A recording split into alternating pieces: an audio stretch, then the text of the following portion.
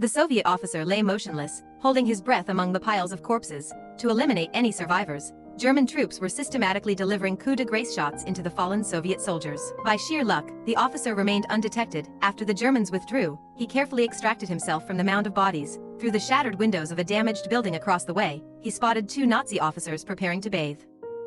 He immediately seized his rifle and took aim. Just as his finger tightened on the trigger, a faint sound came from behind. He wasn't the only one pretending to be dead. A soldier whispered a warning. Firing now would risk revealing their position.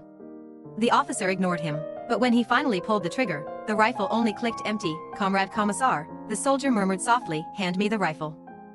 He passed it over, and the soldier quietly loaded his last 5 cartridges into the magazine. The officer took the weapon back and raised it again, but hesitated, uncertain which target to engage first. He turned and asked the soldier which one to take. The soldier suggested they wait for the next explosion. Its roar would mask the gunshot. By now the Nazi officers were submerged in the water, only their heads visible, making for difficult targets. The officer turned suddenly.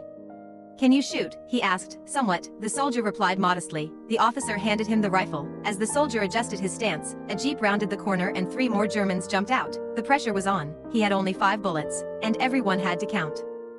Staying calm, he observed the scene. The moment the sound of an air supply drop rumbled overhead, he squeezed the trigger, aiming at the bald officer. 1 shot, 1 kill. Another officer sensed something wrong, but before he could react, a second round pierced his forehead.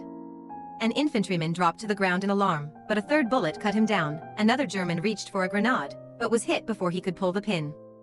The last officer turned to flee.